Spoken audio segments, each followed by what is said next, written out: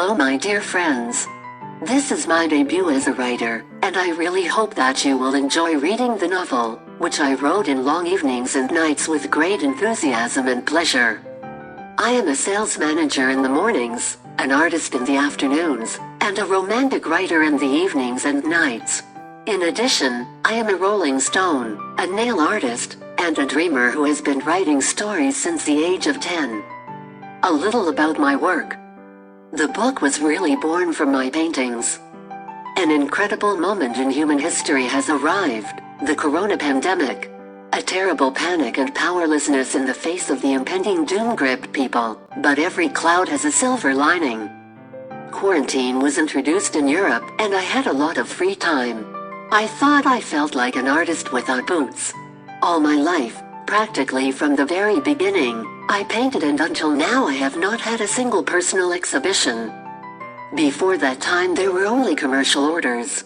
I was very successful in painting portraits of clients, painting children's rooms and decorating living rooms. All this brought in money, but did not fill me with creativity as an artist. And since travel to my beloved sea was cancelled due to quarantine, and without the ocean I always felt like a fish without water, this forced separation from the sea caused a lot of emotions in me. I wanted to portray this wonderful underwater world in all its beauty, water that calms and thus attracts, excites and carries away to unknown distances.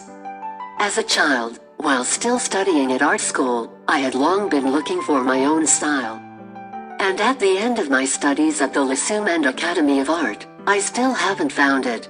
I tried myself in different styles and genres, but it was like not everything was mine. And it wasn't until I moved to Belgium that I realized I could do whatever I wanted. There was a kind of lightness and freedom and creativity.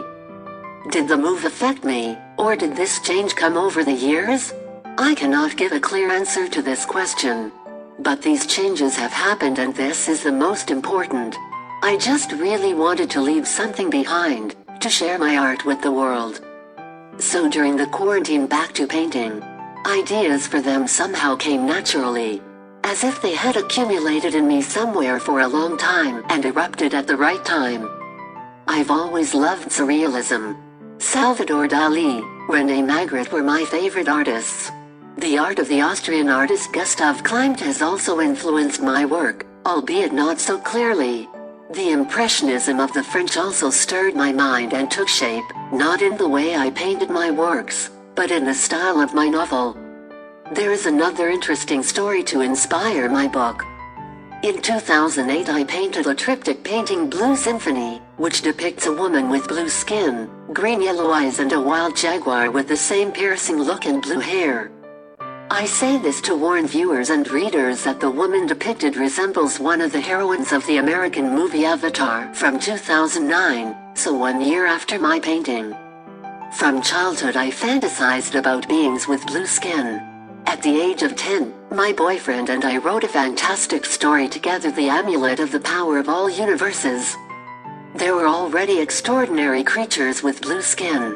It was all the more surprising to make in 2020 the characters of the triptych Blue Symphony, heroes of the novel Yaxil.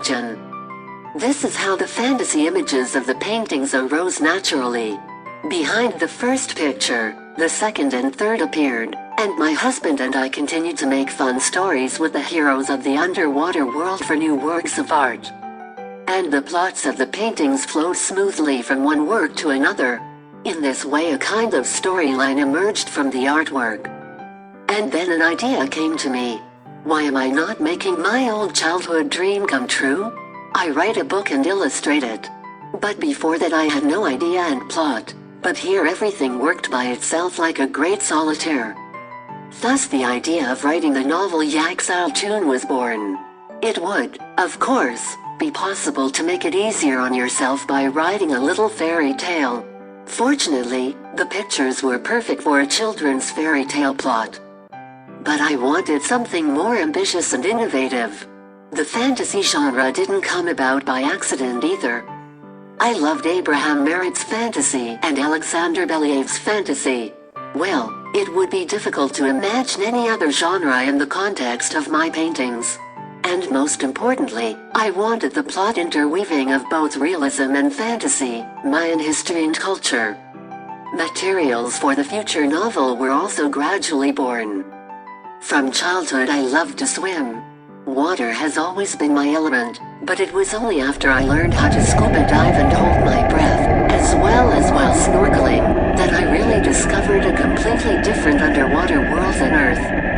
After each trip to the sea or ocean, I wrote down my emotions in a notebook, which gradually developed into underwater adventures and also formed the basis of my future novel Yaxil Tune.